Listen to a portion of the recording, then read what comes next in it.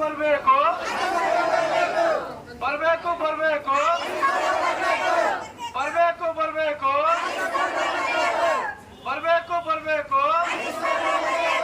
ಬರಬೇಕು ಬರಬೇಕು ಬರಬೇಕು ಬರಬೇಕು ಏನೇ ಬರಲಿ ಏನೇ ಬರಲಿ ಬೇಕೇ ಬೇಕು ಬೇಕೇ ಬೇಕು ಎಲ್ಲಿ ತನಕ ಹೋರಾಟ ಎಲ್ಲಿ ತನಕ ಹೋರಾಟ ಎಲ್ಲಿ ತನಕ ಹೋರಾಟ 4 ತಿಂಗಳ ವೇತನ ಹಾಕದಿರುವ ಅಧಿಕಾರಿಗಳಿಗೆ ಹೇಳಿದಿಕ್ಕಾರ 4 ತಿಂಗಳ ವೇತನ ಹಾಕದಿರುವ ಮ್ಯಾನೇಜ್ಮೆಂಟ್ಗೆ ಹೇಳಿದಿಕ್ಕಾರ ESI ಕಟ್ಟದಿರುವ ಮ್ಯಾನೇಜ್ಮೆಂಟ್ಗೆ ಹೇಳಿದಿಕ್ಕಾರ ಈಗ ನಾನು HR ಮ್ಯಾನೇಜರ್ ಅವ್ರ ಹತ್ರ ಮಾತಾಡಿದೀನಿ. ಅವರು ಲಾ ಅಂಡ್ ಆರ್ಡರ್ಸ್ ಆಗುತ್ತೆ ಅನ್ನೋ ಉದ್ದೇಶಕ್ಕೋಸ್ಕರ ಪೊಲೀಸ್ ಡಿಪಾರ್ಟ್ಮೆಂಟ್ಗೆ ಹೇಳಿ ನಿಮ್ಗೆ ಟೆಂಟ್ ಹಾಕೊಟ್ಟಿದೀವಿ ಅಂತ ಹೇಳಿದ್ದಾರೆ. ಈಗ ಅದನ್ನ ನಾನು ಚೆಕ್ ಮಾಡ್ತೀನಿ. ಅಲ್ಲಿ ಈಗ ಮಾಡೋಕ್ಕೂ ಆಗೋದಿಲ್ಲ. ನನ್ನ ಪರಿಸ್ಥಿತಿ ನೋಡ್ಬಿಟ್ಟು ನಾನು ಅಲ್ಲಿ ನಮ್ಮ ಆಫೀಸಿಗೆ ಅವ್ರನ್ನ ಮ್ಯಾನೇಜ್ಮೆಂಟ್ ಅವ್ರನ್ನ ಮತ್ತೆ ಪೊಲೀಸ್ ಡಿಪಾರ್ಟ್ಮೆಂಟ್ ಅವ್ರ ಹತ್ರ ಮಾತಾಡ್ತೀನಿ. ಈ ವರ್ಕರ್ಸ್ ಎಲ್ಲ ತುಂಬಾ ಇದಾಗ್ತಾ ಇದೆ, ಅವ್ರಿಗೆ ಒಂದು ಕುತ್ಕೊಂಡು ಶಾಂತಿಯುತವಾಗಿ ಮಾಡೋದಕ್ಕೆ ಇದು ಮಾಡ್ಕೊಡಿ ಅಂತ ಹೇಳ್ತೀನಿ. ಮತ್ತೆ ನಿಮ್ದು ಏನು ಚಾರ್ಟೆಡ್ ಡಿಮ್ಯಾಂಡ್ ವೇತನದ್ದು ನನ್ನ ಮುಂದೆ ಇತ್ತಲ್ಲ, ನಾನು ಶನಿವಾರ ಕೊಟ್ಟಿದ್ದೆ, ಇವತ್ತೂ ಒಂದು ತಗೊಳ್ತೀನಿ. ಆ ಕೇಸ್ ತಗೊಂಡು ಅವ್ರನ್ನ ಕರೆಸ್ಕೊಂಡು ಆದಷ್ಟು ಬೇಗ ನಿಮ್ ಸಮಸ್ಯೆ ಬಗೆಹರಿಸಕ್ಕೆ ನಾನು ಕ್ರಮ ತಗೋತೀನಿ. ಅದರಿಂದ ಈಗ ನಾನು ಹೋಗಿ ನಿಮ್ನ ಟೆಂಟ್ ನೋಡ್ಕೊಂಡು ನಾನು ಆಫೀಸ್ಗೆ ಹೋಗಿ ಅವ್ರನ್ನ ಕರೆಸ್ಕೊಂಡು ನಾನು ಪ್ರಯತ್ನ ಮಾಡ್ತೀನಿ. ಪ್ರಯತ್ನ ಅಂತಂದ್ರೆ ಆದಷ್ಟು ನಿಮ್ ಸಮಸ್ಯೆ ಬಗೆಹರಿಸಕ್ಕೆ ಕ್ರಮ ತಗೊಳ್ಳೋದು.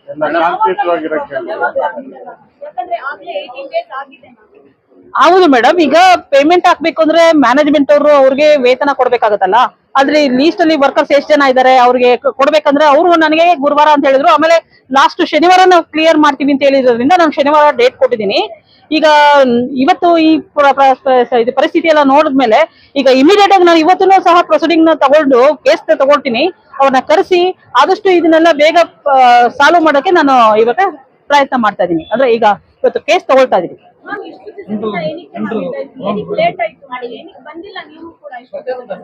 ನಮ್ಮ ಲೇಬರ್ ಆಫೀಸರ್ ಬಂದಿದ್ರು ಮತ್ತೆ ಇನ್ಸ್ಪೆಕ್ಟರ್ ಬಂದಿದ್ರು. ಲಾಸ್ಟ್ ಟೈಮ್ ಅವ್ರನ್ನು ಕರೆಸಿ ಇವರು ಕನ್ಸಲ್ಟೇಷನ್ ಮಾಡಿದ್ರಂತೆ. ಅಂದ್ರೆ ನಾನ್ ಬರಕ್ಕಿಂತ ಮುಂಚೆ, ಅಂದ್ರೆ ನಾನು 18th ಜಾಯ್ನ್ ಆಗಿದ್ದು. ಅವಾಗ ನಮ್ಮ ಲೇಬರ್ ಆಫೀಸರ್ ಜಂಟಿಲಿ ಮಾತಾಡಿದಾಗ 2 days ಅಲ್ಲಿ ಕೊಡ್ತೀವಿ ಅಂತ ಹೇಳಿದ್ರಂತೆ. ಆಮೇಲೆ ಮ್ಯಾನೇಜ್ಮೆಂಟ್ ಮತ್ತೆ ಯೂನಿಯನ್ ಅವ್ರದ್ದು ಆಗಲ್ಲ ಅಂತ ಏನೋ ಚರ್ಚೆ ಬಂದು ಅವಾಗ ಆಗಿರ್ಲಿಲ್ಲ. ಮೊನ್ನೆ 23 ನನಗೆ ಅಪ್ಲಿಕೇಶನ್ ಕೊಟ್ಟಿದ್ರು. ಮೊನ್ನೆ ನಾನು ಕೇಸ್ ತಗೊಂಡಾಗ ಮ್ಯಾನೇಜ್ಮೆಂಟ್ ಅವರು ಮತ್ತೆ ಯೂನಿಯನ್ ಲೀಡರ್ಸ್ಗಳು ಎಲ್ಲ ಬಂದಾಗ ನಾನು ಕನ್ಸಲ್ಟೇಷನ್ ಮಾಡಿದ್ಮೇಲೆ ಅವರು ಗುರುವಾರ ಕೊಡ್ತೀವಿ ಅಂತ ಹೇಳಿದ್ರು.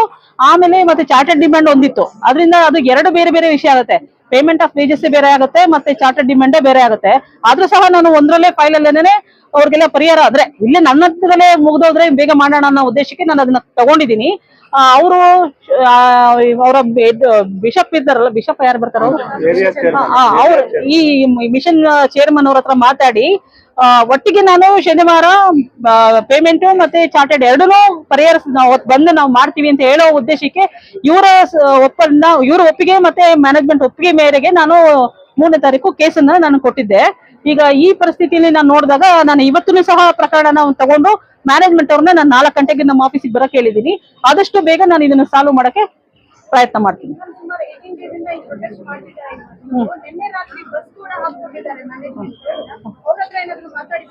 ಇದ್ರ ಬಗ್ಗೆ ನನಗೆ ಗೊತ್ತಿರ್ಲಿಲ್ಲ. ಬೆಳಿಗ್ಗೆ ಇವರು ಬಂದು ನನಗೆ ಹೇಳದ್ಮೇಲೆ ನನಗೆ ಗೊತ್ತಾಗಿದ್ದು. ನಾನು ಕನ್ಸಲ್ಟೇಷನ್ ಸಹ ಅವ್ರಿಗೆ ವರ್ಕರ್ಸ್ ಗೆ ಹೇಳಿದೆ, ಶಾಂತಿಯುತವಾಗಿ ನೀವು ಮಾಡ್ಬೇಕಾಗತ್ತೆ, ಮತ್ತೆ ಇಲ್ಲಿ ಬರೋ ಪೇಷಂಟ್ ಗೆ ತೊಂದರೆ ಆಗ್ಬಾರ್ದು ಅಂತ ಹೇಳಿದೆ. ಅವರು ಸಹ ಆಯ್ತು ಮೇಡಮ್ ಅಂತ ಹೇಳಿದ್ರು. ಈಗ ಇದು ಬಸ್ ನಿಲ್ಸಿರೋದ್ರ ಬಗ್ಗೆ ನಮ್ಗೆ ಗೊತ್ತಿರ್ಲಿಲ್ಲ. ಈಗ ಬಂದು ಹೇಳಿರೋದ್ರಿಂದ ಇದು ಯಾವ ರೀತಿ ಆಗಿದೆ ಅಂತ ಮ್ಯಾನೇಜ್ಮೆಂಟ್ ಅನ್ನು ಹೇಳಿ ಇದನ್ನ ತೆರವುಗೊಳಿಸಕ್ಕೆ ನಾನೀಗ ಅವ್ರು ಕರ್ಸ್ಕೊಂಡು ನನ್ನ ಆಫೀಸಲ್ಲಿ ಕರ್ಸ್ಕೊಂಡು ತೆರವುಗೊಳಿಸಕ್ಕೆ ನಾನು ಕ್ರಮ ತಗೊಂಡೆ. ಅಲ್ಲ, ಲಾಸ್ಟ್ ನನಗೆ ಗೊತ್ತಾಯ್ತು ಆತರ ಆಗಿದೆ ಅಂತ ಹೇಳಿ. ಅದಾದ್ಮೇಲೆ ಏನು ನಾನು ತಕ್ಷಣನೇ ನಾನು ಕೇಸ್ ತಗೊಂಡು ಅದೆಲ್ಲ ಮಾತಾಡಿ ಅವ್ರಿಗೆ ಹೇಳಿದೀನಿ ಮ್ಯಾನೇಜ್ಮೆಂಟ್ಗೆ, ಈ ರೀತಿ ಆಗ್ಬಾರ್ದು, ತೊಂದರೆ ಆಗುತ್ತೆ, ನಿಮ್ಗೂ ಮ್ಯಾನೇಜ್ಮೆಂಟ್ ಕೆಟ್ಟ ಹೆಸರು ಬರುತ್ತೆ, ತೊಂದರೆ ವರ್ಕರ್ಸ್ಗೂ ಆಗುತ್ತೆ, ಅವ್ರ ಮಕ್ಕಳ ಮರಿಗೆ ಎಲ್ಲ ತೊಂದರೆ ಆಗುತ್ತೆ ಅಂತಾನು ನಾನು ಅವ್ರಿಗೆ ಕನ್ವಿನ್ಸ್ ಮಾಡಿದೀನಿ. ಈಗ 3ನೇ ತಾರೀಕು ಅಂತ ಹೇಳಿದ್ರು, ನೋಡೋಣ ಇವತ್ತು ಕರೆಸ್ತೀನಿ, ಅಲ್ಲಿ ಏನು ಬರುತ್ತೆ ನೋಡಿ ನಾನು ಅದನ್ನ. ಅಲ್ಲ, ಆಫ್ಟರ್ 3rd ಅಲ್ಲಿ ಏನಾಗುತ್ತೆ ಅಂತ ಗೊತ್ತಾಗುತ್ತೆ ಮೇಡಮ್. ಇದು ಕೇಸಸ್ ಅಲ್ಲಿ ಹೇಗಾಗುತ್ತೆ ಅಂತಂದ್ರೆ, ಕನ್ಸಿಲೇಷನ್ ಅಂದ್ರೆ ಒಂದೇ ದಿವಸ ಆಗೋದಲ್ಲ, ಅದು ಹಿಯರಿಂಗ್ ಆಗ್ತಾ ಹೋಗುತ್ತೆ. ಒಂದ್ಸತಿ ಮ್ಯಾನೇಜ್ಮೆಂಟ್ ಅವ್ರು ಕೊಡ್ತೀವಿ ಅಂದಾಗ ವರ್ಕರ್ಸ್ ನಮ್ಗೆ ಅಷ್ಟಲ್ಲ ಅಂತಾರೆ, ಮತ್ತೆ ಮ್ಯಾನೇಜ್ಮೆಂಟ್ ಅವರು ಈ ವರ್ಕರ್ಸ್ ಹೇಳಿದ್ದನ್ನ ಮ್ಯಾನೇಜ್ಮೆಂಟ್ ಒಪ್ಪಲ್ಲ. ಇದನ್ನ ನಾವು ಕನ್ಸಲೇಷನ್ ಪಾರ್ಟಲ್ ತಗೊಂಡು ಕನ್ಸಲೇಷನ್ ಮಾಡ್ಬೇಕಾಗತ್ತೆ. ಒಂದು ಇತ್ಯರ್ಥಕ್ಕೆ ಬರ್ಬೇಕು. ನಾವು ಇವು ಇಬ್ರು ಕನ್ವಿನ್ಸ್ ಮಾಡಿ ಒಂದು ಇತ್ಯರ್ಥಕ್ಕೆ ಬಂದ ಮೇಲೆನೆ ಅದು ಕ್ಲೋಸ್ ಆಗೋದು. ಏಕಾಏಕಿ ಅದು ಆಗೋದಿಲ್ಲ. ಪೇಮೆಂಟ್ ಆದ್ರೆ ಕಂಪಲ್ಸರಿ ಅವ್ರು ಕೊಡ್ಲೇಬೇಕಾಗತ್ತೆ. ಅದನ್ನ ನಾನೀಗ ತಕ್ಷಣ ಅವ್ರಿಗೆ ಕೊಡೋದಕ್ಕೆ ಹೇಳಿ ಅವ್ರ ವರ್ಕರ್ಸ್ಗೆ ವೇತನವನ್ನ ಕೊಡ್ತೀನಿ. ಚಾರ್ಟೆಡ್ ಡಿಮ್ಯಾಂಡ್ ಅದು ಸಪ್ರೇಟ್ ಆಗತ್ತೆ. ಅದನ್ನ ಅವ್ರದ್ದು ಯಾಕಂದ್ರೆ ಇವ್ರದ್ದು ಏನ್ ಚಾರ್ಟೆಡ್ ಡಿಮ್ಯಾಂಡ್ ಅನ್ನೋದನ್ನ ಕಾಪಿ ನನ್ನ ಹತ್ರ ಇಲ್ಲ. ಯಾಕಂದ್ರೆ ನಾನು ಬಂದಾಗ ನನಗೆ ಇವರು ವರ್ಕರ್ಸ್ ಆಗ್ಲಿ ಅಥವಾ ಮ್ಯಾನೇಜ್ಮೆಂಟ್ ಅವರು ಚಾರ್ಟೆಡ್ ಡಿಮ್ಯಾಂಡ್ ಯಾವುದೇ ಲೆಟರ್ ಕೊಟ್ಟಿಲ್ಲ ಅಂದ್ರೆ ಇವ್ರ ಡಿಮ್ಯಾಂಡ್ ಏನಿದೆ ನಾನು ನೋಡ್ಬೇಕಾಗತ್ತೆ. ನೋಡ್ಮೇಲೆ ನಾನು ಕೇಸ್ ತಗೊಳಕ್ಕಾಗಲ್ಲ. ಅದು ಬಂದ ಮೇಲೆ ಚಾರ್ಟೆಡ್ ಡಿಮ್ಯಾಂಡ್ ಏನು ಇವರು ಕೊಟ್ಟಿದ್ದಾರೆ ಫ್ರಾನ್ಸಿಸ್ ಅವ್ರಿಗೂ ಹೇಳಿದೆ ನಾನು, ತಂದು ಕೊಡಪ್ಪ, ನೀವೇನ್ ಕೊಟ್ಟಿದ್ರಿ ನಾನು ನೋಡ್ತೀನಿ, ಮ್ಯಾನೇಜ್ಮೆಂಟ್ ಅವ್ರದ್ರ ನೀವೇನ್ ಕೇಳಿದಿರಿ ಅದೆಲ್ಲ ತಿಳ್ಕೊಂಡ್ಮೇಲೆ ನಾನು ಅದು ಚಾರ್ಟೆಡ್ ಡಿಮ್ಯಾಂಡ್ ನ ನಾನು ಬಗೆಹರಿಸಕ್ಕಾಗತ್ತೆ. ಈಗ ಅಟ್ ಪ್ರೆಸೆಂಟ್ ನಿಮ್ದು ವೇತನಕ್ಕೆ ನಾನು ಇವಾಗ ಕರೆಸಿ ಆದಷ್ಟು ಬೇಗ ನಿಮ್ಮ ವರ್ಕರ್ಸ್ ಅಕೌಂಟ್ಗೆ ಅಮೌಂಟ್ ಹಾಕ್ಸೋ ಪ್ರಯತ್ನ ನಾನು ಈಗ ಮಾಡ್ತೀನಿ. ನಾನು ಅಸಿಸ್ಟೆಂಟ್ ಲೇಬರ್ ಕಮಿಷನರ್ ವೀಣಾ ಅಂತ. ನಾನು ರೀಸೆಂಟ್ ಆಗಿ ಜಾಯ್ನ್ ಆಗಿದ್ದೀನಿ, ಒಂದು ವಾರ ಆಯ್ತು. ಈಗ ಏನು ಇವ್ರ ಕೇಸ್ ತಗೊಂಡಿದ್ದೀನಿ ಅದನ್ನ ಸಾಲ್ವ್ ಮಾಡಕ್ಕೆ ಹೇಳಿ. ನೀವೇನೇ ಮೀಟಿಂಗ್ ಮಾಡಿದ್ರು ಎಂಪ್ಲಾಯಿ ಎಂಪ್ಲಾಯರ್ ಸಮ್ಮುಖದಲ್ಲಿ ಮಾಡಿದ್ರೆ ಹೌದು, ಇವರ ಭಾವನೆಗಳೇನಿರ್ತವೆ ಅವರ ಸ್ಪಂದಿಸಬೇಕು. ಹೌದು, ಅವ್ರ ಡಿಮ್ಯಾಂಡ್ ಇವ್ರು ಫುಲ್ಫಿಲ್ ಮಾಡ್ತಾರೆ ಅಂತ ದಯವಿಟ್ಟು ಇಲ್ಲಿ ಯಾರೋ ಒಂದು 2-3 ಜನ ಎಂಪ್ಲಾಯರ್ ಕಡೆಯಿಂದ ಬರಲಿ, ಎಂಪ್ಲಾಯಿ ಕಡೆಯಿಂದ ಬರ್ತಾ ಇದಾರಲ್ಲಪ್ಪ ನಿಮ್ಮ ಯೂನಿಯನ್ ಪದಾಧಿಕಾರಿಗಳಿದಾರಲ್ಲ, ಕೇಳಿ ಫ್ರಾನ್ಸಿಸ್ ಎಲ್ಲಿದ್ದಾರೆ ಅವ್ರ ಮುಂದೆನೆ ಅವರು ಆದಷ್ಟು ತೀರ್ಮಾನ ಆಗಲಿ. ಅವ್ರ ಪಾಪ ಮಳೆಯಲ್ಲಿ ಅದಕ್ಕೆ ಈಗ ಈ ಇಶ್ಯೂನ ಈಗ ನಾನ್ ಮಾತಾಡ್ತೀನಿ. ಆದಷ್ಟು ಇವತ್ತೇನೆ ತಾವು ಅವರನ್ನ ಅಲ್ಲ ಕರೆಸ್ತೀನಪ್ಪ, ಕರೆಸ್ತೀನಿ. ಇಲ್ಲಿಗೆ ಬಂದು ನೀವು ಇದೇ ರೀತಿ ನಮಗೆ ಕಾಳಜಿ ತೋರಿಸಿ ಖಂಡಿತ ಖಂಡಿತ ಆಗ್ರಹಿಸ್ತಾ ಇದೀವಿ. ಆಯ್ತಾಯ್ತಪ್ಪ. ಈಗ ನಾನು ಫಸ್ಟ್ ಇವತ್ತು ಏನಾಗುತ್ತೆ ನೋಡ್ಕೊಂಡು ನಾನು ಮೇಡಮ್ ಅವ್ರ ಮೇಲೆ 4 ಗಂಟೆ ಬರಕ್ಕೆ ಹೇಳಿದೀನಿ. ಕರ್ಸ್ಬಿಟ್ಟು ನಾನು ಅಲ್ಲಿ ಏನಿದೆ ಅಂತ ಮಾಡಿ ನಾಳೆ ಬಿಷಪ್ ಅವರು ನಾಳೆನೆ ಬರ್ಬೇಕು. ಬಸ್ ಇಲ್ಲ ಅಂದ್ರೆ ಹೇಳಿ, ಬಸ್ ವ್ಯವಸ್ಥೆ ಅಲ್ಲಿಗೆ ಮಾಡ್ತಾರೆ. ಅಲ್ಲ ಅದು ನೋಡೋಣ, ನಾನು ಅದು ಪ್ರಯತ್ನ ಮಾಡ್ತೀನಿ ಕರ್ಸ್ಕೊಳಕ್ಕೆ.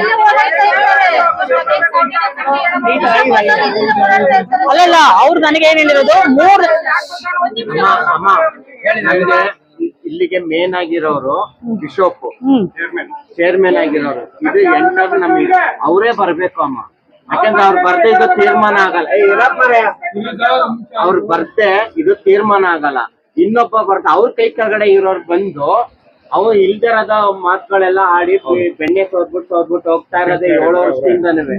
ನಮಗ್ ಬೇಕಾಗಿರೋದು ಫಸ್ಟ್ ಚೇರ್ಮನ್ ಹೇಮಚಂದ್ ಅವ್ರನ್ನ ಕರ್ಸ್ಕೊಡಿ ಮೇಡಮ್. ಅವ್ರ ಮುಂದೆ ನೀವು ಮಾತಾಡ್ಬೇಕು. ಸರಿ, ಈಗ ನಾನು ಅವ್ರಿಗೆ ಫೋನ್ ಮಾಡಿ ಕರ್ಸಕ್ ವ್ಯವಸ್ಥೆ ಮಾಡ್ತೀನಿ. ಇಲ್ಲ ಅವ್ರು ಬರ್ದಿದ್ರೆ ಇದು ನಿಲ್ಲದಿಲ್ಲ.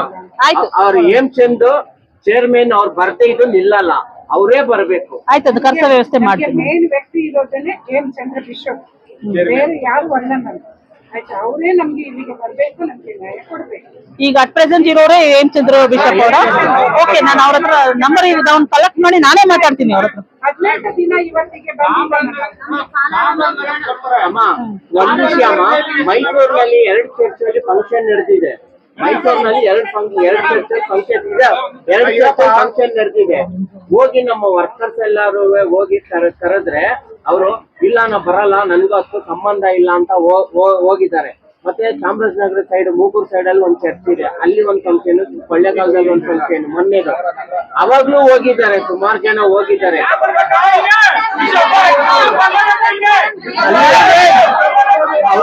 ಅಮ್ಮ ಎಲ್ಲ ಪ್ರಾಬ್ಲಮ್ಸ್ ಆಗಲ್ಲ. ಆಯ್ತು, ನಾನು ಅವ್ರ ನಂಬರ್ ತಗೊಂಡು ನಾನೇ ಮಾತಾಡಿ ಈಗ 4 ಗಂಟೆ ಕರೆದಿದ್ದೀನಿ. ಅದೇನ್ ಬರುತ್ತೆ ನೋಡ್ಕೊಂಡು ಅವ್ರನ್ನ ಬಿಷಪ್ ಅವ್ರ ಪಾಲನ ಮುಖ್ಯ ಅಲ್ಲ,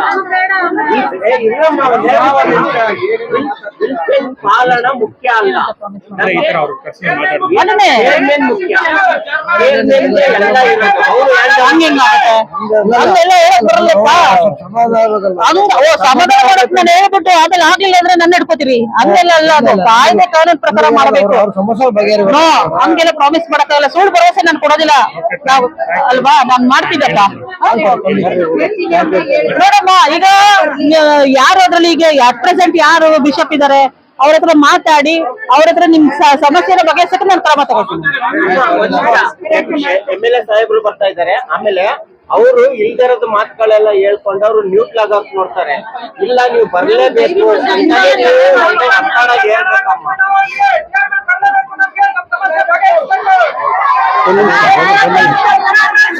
ಖಂಡಿತಮ್ಮ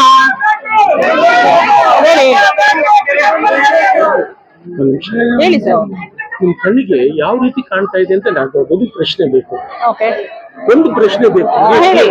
ಹೇಳಿ. ಸೆಕೆಂಡ್ ಪಾಯಿಂಟ್, ಹಣಮೋಹನ ಇಲ್ಲಿಂದ ಜನಕ್ಕೆ ಹೊಟ್ಟೆ ಮೋಹನ ಹೌದೌದು. ಎರಡು. ಮೂರನೇದು, ನೀವು ನ್ಯಾಯಾಧಿಪತಿಯಲ್ಲಿ ಕೂತಿರ್ಬೇಕಾದ್ರೆ ನಿಮ್ಮ ಮನಸ್ಸು ಎಡಗೈಲಿ ಬಲಿ ಕೊಡ್ತೀರಾ, ಬಲಗೈಲಿ ಕೊಡ್ತೀರಾ? ಬಲಗೈ ಎಲ್ಲ ನಾವು ಕೊಡ್ತೀರಾ? ಹೌದು. ಅದನ್ನ ಕೊಡಬೇಕಾದ್ರೆ ಮಾತು, ನಾಲಿಗೆ ಎಲ್ಲ ಕರೆಕ್ಟ್ ಆಗಿರ್ಬೇಕು ಹೌದು. ಅಲ್ವಾ? ಹೌದು. Okay, thank you. ಈಗ ನೀವು ಇದಕ್ಕೆ ಪಾಲಣ್ಣ ಡೈರೆಕ್ಟ್ ಅಂತ ಅವ್ರು ಮಾಡ್ಕೊಂಡಿರೋದು ಹೊರತು ಇದಕ್ಕೆ ನಿಜವಾದ ಚೇರ್ಮನ್ ಬುಷಪ್. ಅದಕ್ಕೆ ಬಂದ್ರೆ ಇಲ್ಲಿ ಕೂತ್ಕೊಂಡು ವ್ಯವಹರಿಸಿ ಈಗ ಅದಕ್ಕೆ ಸರ್ ಈಗ ಅಟ್ ಪ್ರೆಸೆಂಟ್ ಯಾರಿದ್ದಾರೆ, ಹಿಂದೆ ಯಾರಿದ್ರು ನನಗೆ ಏನು ಗೊತ್ತಿಲ್ಲ. Exactly correct. ಅದಕ್ಕೆ ಹೇಳಿ. ಈ 17 ದಿವಸದಿಂದ ಇರಂತ ಕಡದಲ್ಲಿ ಯಾರು ಏನಿದ್ದಾರೆ ಅಂತ ಕೇಳಿ ಈಗ ತಿಳ್ಕೊಳ್ಳುವಂತ ನೆಸೆಸರಿ ಏನಿಲ್ಲ. ಒಂದು ನಿಮಿಷ ಹೇಳಿ ಸರ್. ಈಗ ಬೇಕಾಗಿರೋದು, ಈಗ ನಿಮ್ಗೆ ಗೊತ್ತಿಲ್ಲ, ಓಕೆ ಗೊತ್ತಾಯ್ತು.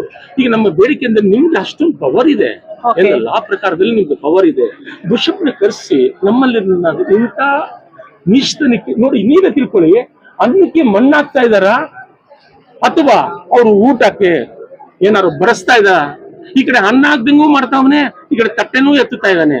ಆತರ ಮಾಡೋಕ್ಕಿಂತ ನಿಮ್ಮಲ್ಲಿ ಅಧಿಕಾರ ಇರುವಂತ ಶಕ್ತಿನ ತೋರಿಸಿ ಅವನಿಗೆ ಬಿಷಪ್ ನ ಕರೆಸಿ ಕೂತು ಒಂದು ತಗೊಂಬಂದಿದ್ದು 4 ವರ್ಷದಿಂದ ಕ್ಲೋಸ್ ಮಾಡೋಂತ ಅಧಿಕಾರಿಯನ್ನ ಯಾವ ರೀತಿ ನೀವು ನಂಬ್ತೀರಾ?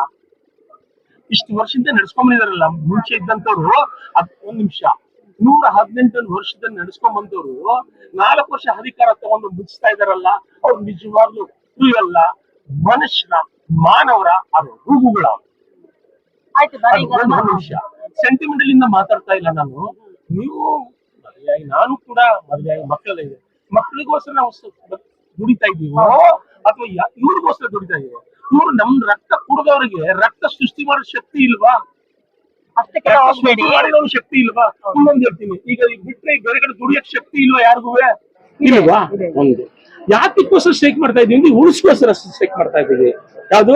ಹಾಸ್ಪಿಟಲ್ ರೋಗಿಗಳನ್ನ ತಗೊಂಡು ಚೆನ್ನಾಗಿ ಸೇವೆ ಮಾಡಿ. ಯಾಕಂದ್ರೆ ನಮ್ಮಲ್ಲಿ ಇರುವಂತ ಹಿಸ್ಟ್ರಿನ ತೆಗೆದು ನೀವು ನೋಡಿದ್ರೆ ಎಷ್ಟು ಎಲ್ಲಾ ನಿಮಗೆ ಗೊತ್ತಾಗುತ್ತೆ ಹೆಂಗ್ ಸೇವೆ ಮಾಡಿದ್ವಿ. ನೀವು 4 ವರ್ಷದಿಂದ ನಾಶ ಮಾಡ್ತಾ ಇರೋನು ಅವನ ಕಡೆ ವಾಲ್ತೀರಾ ನೀವು? ನಮ್ ಕೇಳ್ತಾ ಇದೀನಿ ಮೇಡಮ್, ನಿಮ್ಗೆ ಮುಂದೆ ಹೆಜ್ಜೆ ಇಡುವಂತದ್ದು ನೀವು ಯೋಚನೆ ಮಾಡಿ ನಿಮ್ಮ ಮಕ್ಕಳನ್ನ ನೆನ್ಸ್ಕೊಂಡು ನಮ್ಗೆ ನ್ಯಾಯ ಕೊಡಿ. ಆಯ್ತು, ಕೊಡೋಣ. ನಿಮ್ಮ ಯಜಮಾನ್ರ ನೆನ್ಸ್ಕೊಂಡು ನಮ್ಗೆ ನ್ಯಾಯ ಕೊಡಿ. ಖಂಡಿತ. ನಿಮ್ಮ ಆರೋಗ್ಯಕ್ಕೆ ನಾವು ಬೇಡ್ತೀವಿ, ನಿಮಗೂ ಬೇಡ್ತೀವಿ ಸರ್. ನಮ್ಮ ಆತ್ಮಸಾಕ್ಷಿ ಹೇಳ್ತಾ ಇದೀನಿ, ನಾನೊಬ್ಬ ಕ್ರೈಸ್ತ ಆಗ್ತಾ ಇದೀನಿ. ಆ ಧರ್ಮ ಅಂತ ಇಟ್ಕೊಂಡಿರುವಂತ ಅದು ಇಷ್ಟು ನೀಚತನ ಮಾಡಿದ ಆ ಧರ್ಮಕ್ಕೆ ಎಲ್ಲಿ ಬೆಲೆ ಇದೆ ಮೇಡಮ್? ಆಯ್ತು ಸರ್, ಈಗ ನಾನು ಎಲ್ಲಿದೆ ಮೇಡಮ್? ಎಲ್ಲಿದೆ? ಓಕೆ ಸರ್, ನಾನು ಈಗ ಏನಿದೆ ಅದನ್ನ ಕರ್ಸಿ ನೋಡಿ ನ್ಯಾಯ ಕೊಡ್ಬೇಕಂದ್ರೆ ಕರ್ಸಿ ಇಲ್ಲಿ ಕೂರ್ಸಿ ಎಲ್ಲಾರ್ನಿಗೂ ಮಾಡೋಣ ಸರ್, ಮಾಡೋಣ. ಬರ್ಲಿ ಬಿಡಿ.